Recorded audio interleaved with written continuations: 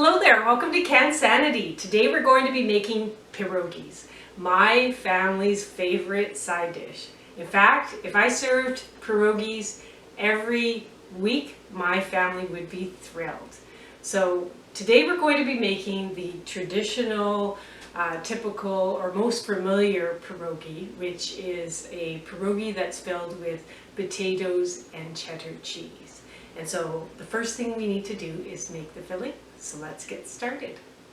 Okay, so I've peeled some large Yukon Gold potatoes. That's my favorite potato to use for making pierogis. You could use any potato, but I like to use the Yukon Gold. And then you're going to just cut them up, just medium dice. You're going to boil those, and then you're going to mash them so you don't have to be too precise. Okay, so I finished peeling and cubing my potatoes, and I have about 4 pounds of cubed Yukon Gold potatoes in this pot. And as you can see, it fills my 8-liter pot about halfway.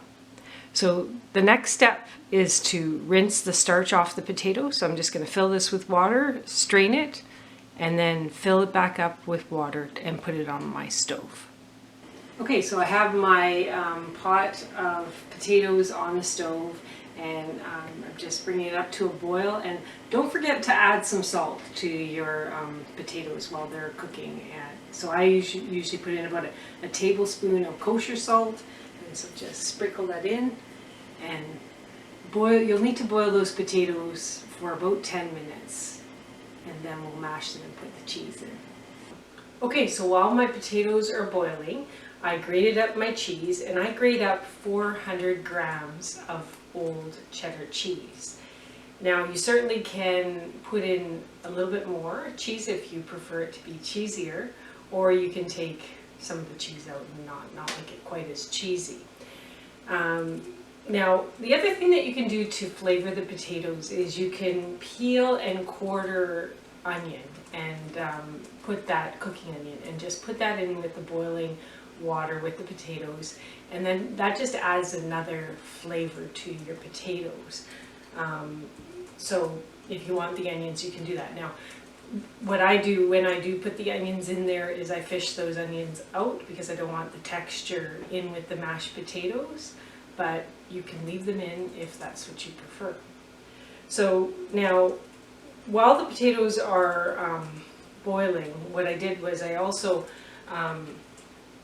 I floured my baking sheets, and I lined them with wax paper, because while I'm making pierogis, I like to put them to rest on a baking sheet, and I like to freeze my pierogis single layer completely before I put them in the bags to store for use at a later point.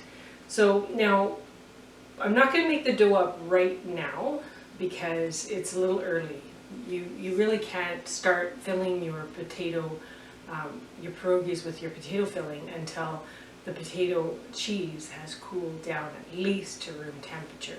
Typically what I do is I make my potato filling, and I cool it and I put it in the fridge overnight, and then I make the pierogis the next day.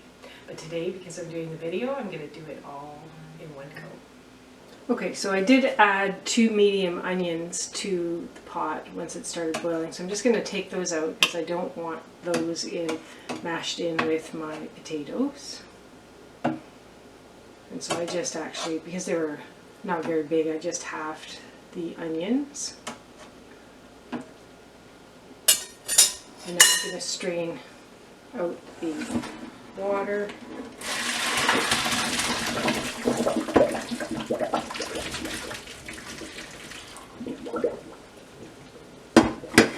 Add my potatoes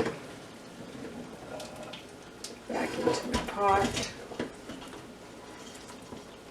And now start mashing. And then once it's mashed a little bit, now I add my cheese.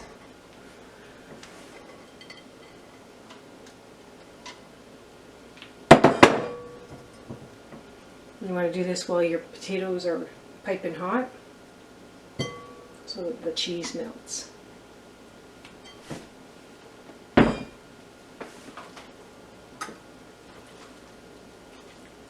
So I'm just going to mash these up and then I'll add the rest of the ingredients. Okay, so the potato cheese, or the cheese has been mashed into the potatoes. Now I like to add a half a teaspoon of garlic powder.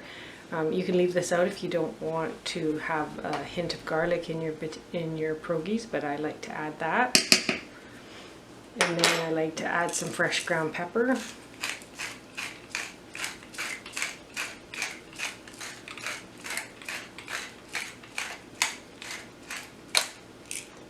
And then about a half a teaspoon, quarter teaspoon, or half a teaspoon of salt.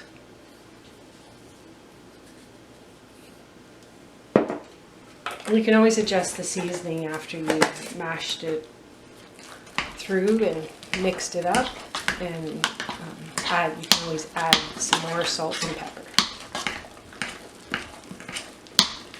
Okay, so my potato cheese has cooled. And so now I'm going to make the dough. So the dough is really simple. I have 6 cups of all-purpose flour. And to that I'm going to add 1 teaspoon of table salt.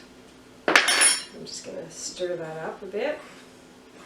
And then I'm going to add, well, I'm going to take my egg that I cracked into this dish and I'm just going to whisk it up a little bit, break the yolk and whisk it up.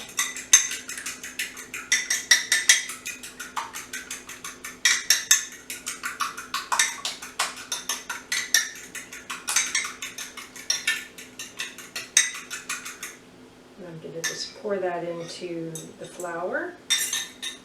I'm going to add a half a cup of vegetable oil, and I usually use canola oil. And then you're going to add water. Now I've measured out 2 cups of water, but you don't necessarily need to use it all. So I usually dump in a cup and a half and I mix and then I see what I need to add. So I'm going to go ahead and do that.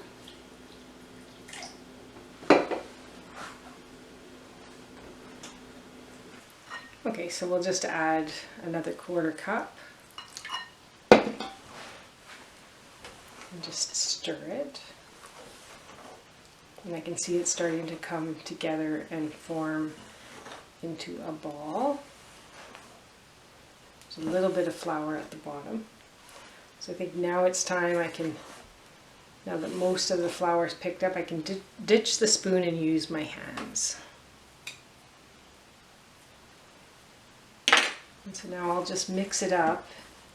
And then I go based on feel, whether the dough will need more flour, and I can tell that it's dry, so I'll need to add more water. And so I'll just drizzle half of what I have left over here. And now I can feel that it's really starting to look and feel like the dough. So now you're going to need to knead it. So kneading it is just a matter of just pulling the dough down and then just punching in. I could probably add just a little bit more water, but not much more, because if I add too much more, then I'm probably going to have to add some flour because it'll be too sticky.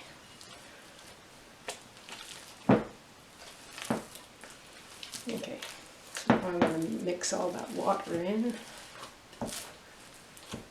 You're going to knead this until you get your dough into a nice dough ball.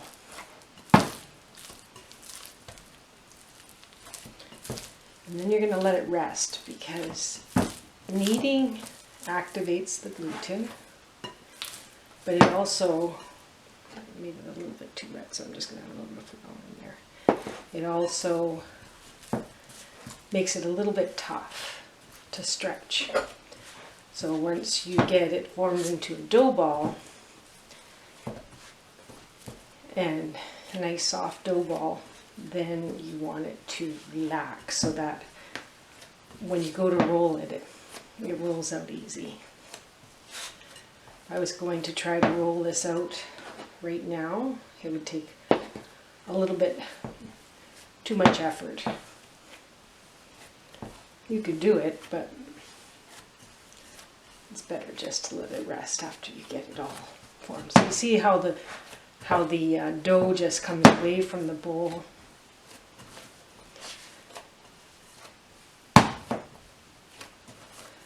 Okay, so now you can just kind of do this, and now you can take some more oil. What I usually do is I don't want to add too much oil to this, but just so that it doesn't dry out while it's resting, I'll take it off and I'll just put it on my dough on my board, and then I'll just add a little bit of oil to my bowl.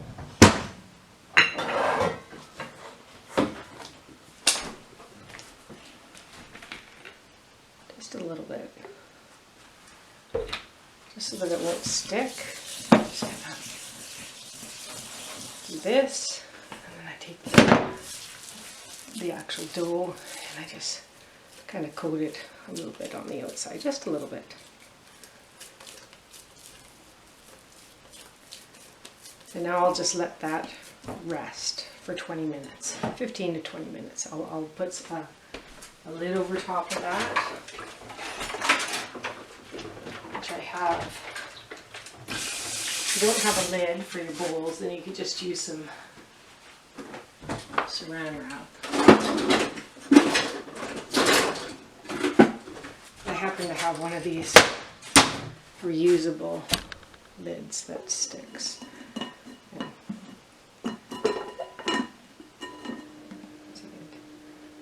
Doesn't come off easily, so I know that it's going to be airtight. So I'll let that rest for 20 minutes and then we'll start making the pierogis. Okay, so I cut the dough in half. You could cut it into thirds, depending on what surface you're going to roll it on. I have a big pastry board, so half is fine, but you know, you can see how nice and soft that dough is. And so I'll just put that, and I'll cover up the dough that you're not using so that it doesn't dry out, and then I just put some flour on my board, and now I'll just roll it out.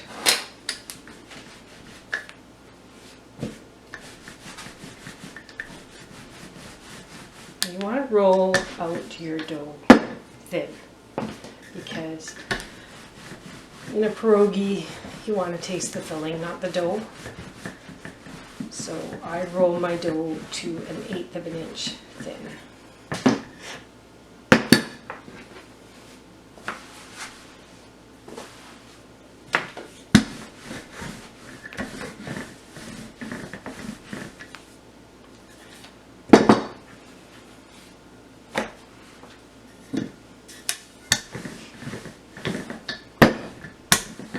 Now you can see how much surface area this dough takes up when you use half of it. So if it seems more manageable to use just a third of the dough, then just use a third.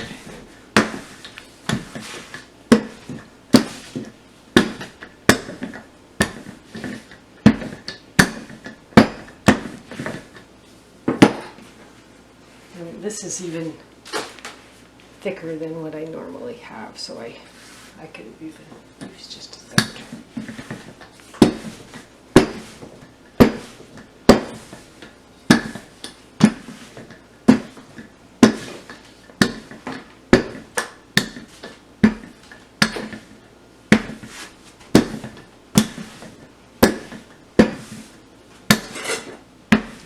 So this dough, you could roll it, cut it, roll it, and then it can be re-rolled once easily.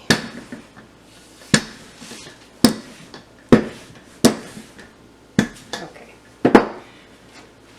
So now you can either use This is a 3-inch cookie cutter, or you can use, or sorry, this is 3.5-inch, or you can use a 3-inch. I personally like to have big pierogis, so I'm going to use the 3.5-inch, and I'm just going to use this side.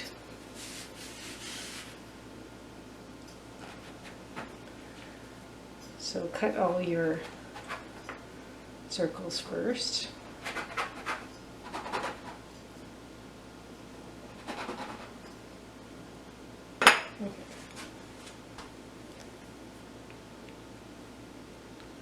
Okay, so I took the rounds out, and then I have this dough left over. So make sure that you put it all together, and then you're going to let it rest again, so that if you let this rest for a bit, then it'll be easier to roll.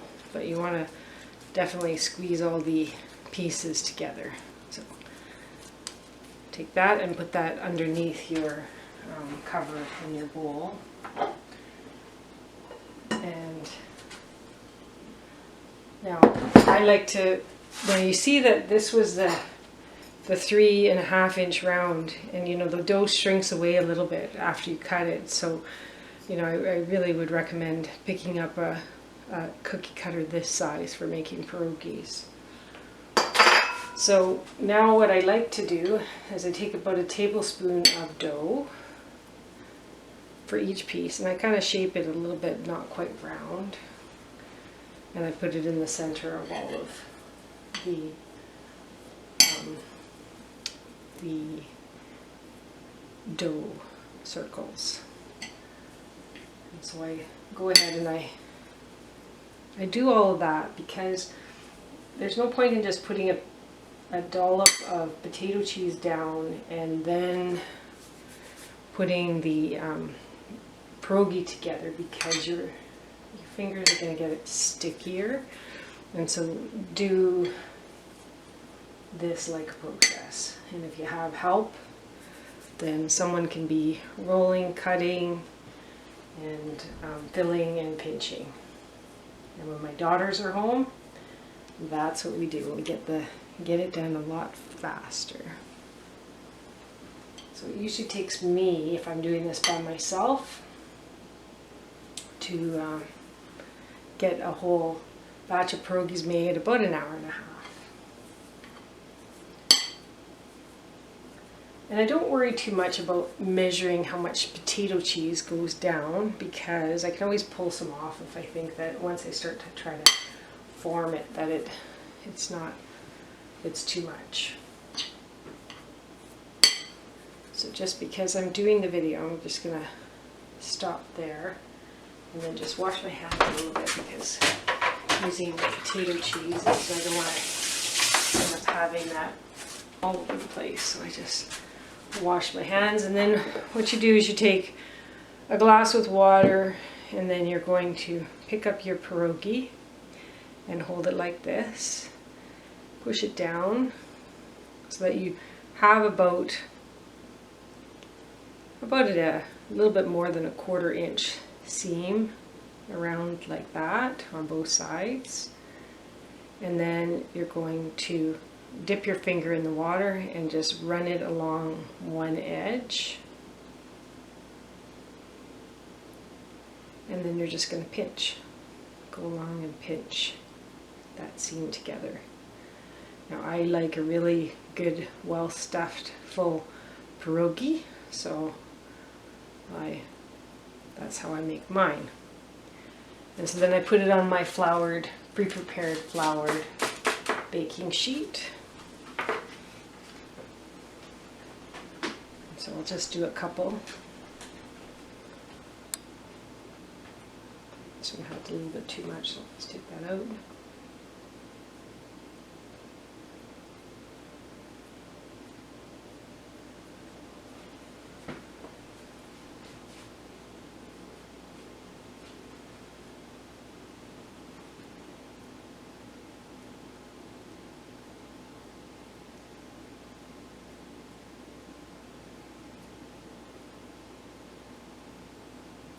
You want to make sure you pinch all the way around, because if you have a spot that is not pinched when you go to boil them or fry them, however you cook them. I like to boil mine first. It will fall apart. So then, just so you can see what the baking sheet looks like, I just put them on the baking sheet like that. Okay, so I just rolled out the second piece of dough, and really what I should have done is broken it into thirds, because to get the thickness that I want, it's just covering this whole board, and this is 22 by 20, so just to make it more manageable, break the dough into thirds. But anyway, so now I'm just going to go and cut out my rounds again.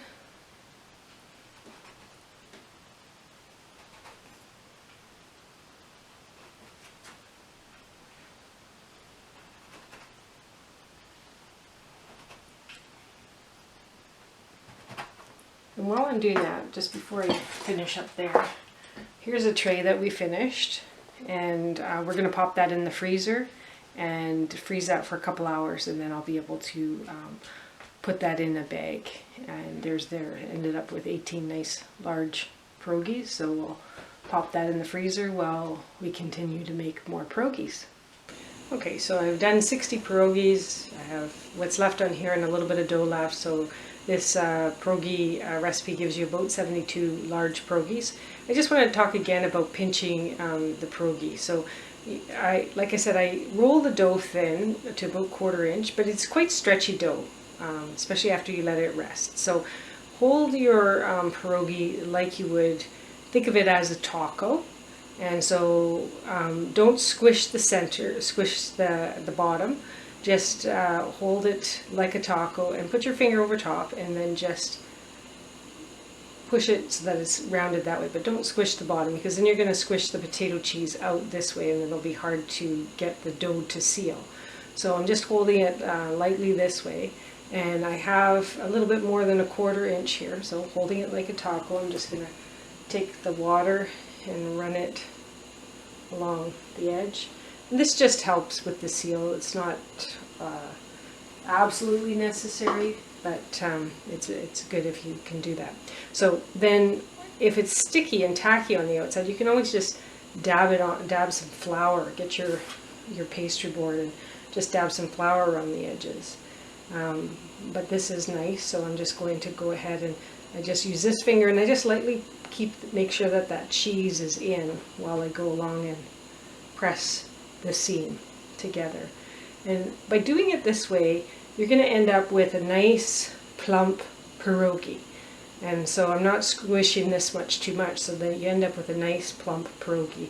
If you're squishing this as you're doing it, then it's going to end up looking more like a sausage. And so try to hold it that way, and that's how you can get the perfect shape.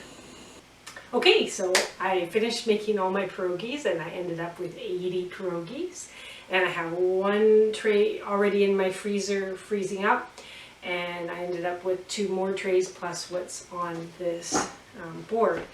Now, if you happen to have a baking sheet that's not rimmed, you'll end up being able to put more pierogis on that sheet, so you can use those as well. And so I'm going to pop these 2 trays in the freezer, and then what I always like to do when I make pierogis is make a nice snack. So I'm going to cook up these pierogis that I have left on this board, and these pierogis were made from a 3rd roll of the dough, and so they might be a little tougher, a little thicker, so those are the ones that I just want to cook up today and have. And so I'm just going to now show you how I like to cook my pierogis. Okay, so I'm cooking up a little more than a dozen pierogis, so I threw down into this pan just 3 slices of chopped bacon, which I will fry for a bit before I add some onions in there. I want the bacon to be crispy, and once it starts to look like it's starting to crisp up, I'll throw down a whole sliced medium onion, and then I'll get my pierogis boiling away. Okay, so my bacon is crisping up nicely. I'm not going to worry about draining off the grease because there's not that much there. I'm just going to throw my onion in there, just my onion rings, and get that cooking. turn it down just a little bit so I don't burn the bacon. And while that's sauteing up, I'll start boiling my pierogis. Okay, my water is at a full rolling boil. I'm going to add a little bit of kosher salt to my water. And now I'm going to add my pierogis. And I'm going to keep that at a good rolling boil and just drop them down.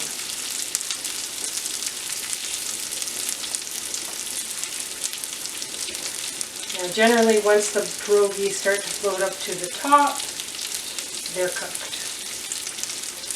Now this is an 8-liter pot, which I filled to about 2/3. You want to have a lot of water in there. You want to have, like pasta, you want to make sure that there's a good amount of water, a lot more water than your actual food that you're cooking.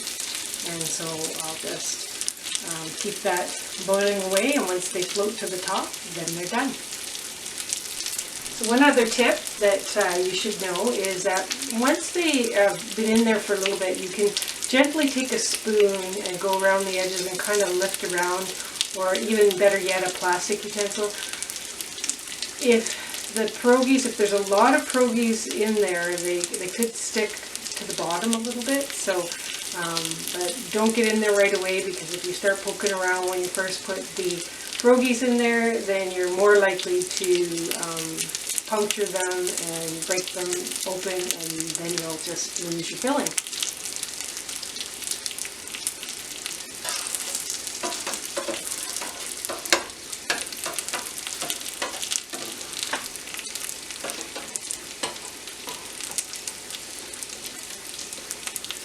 Okay, so you can see that they floated to the top, and again, once that happens, then that's generally a sign that you can take them out.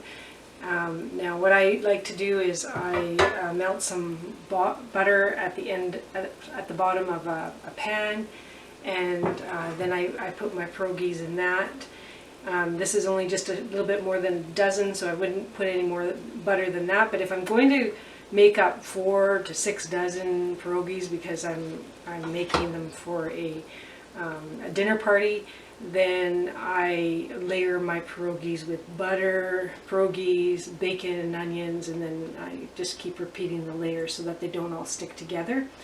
So and you know, if you boil them, I boil them a little bit longer after they've started to float, just to make sure that they're not doughy and that they are cooked all the way through.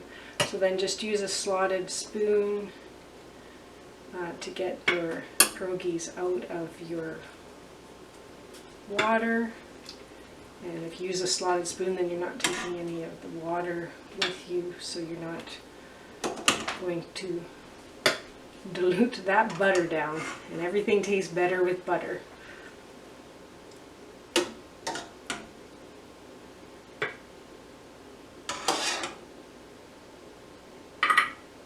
So we're going to eat these up tonight, so I'm not too worried about them sticking together, because they're not going to actually stick around too long. But then you take your pan like this, and you throw down your bacon and onions on top, like that.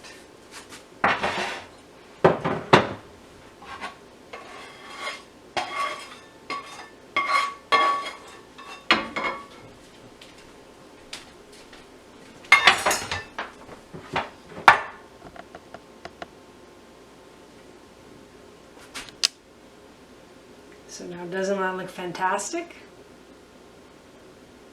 Now you can serve that up with just put some salt and pepper and a nice dollop of sour cream, and that's dinner. Okay, so we're just going to dig in. Make sure you get some onions and some bacon when you dig in. And those are holding up really nice.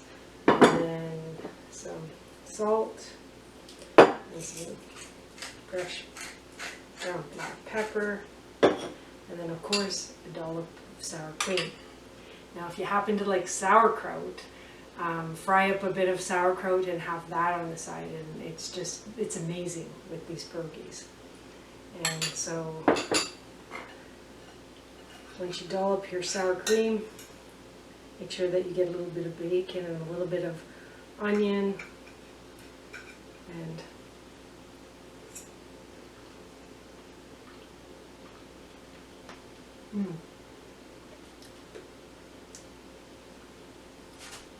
delicious. Now you can do the pierogi dance because you got your pierogis made.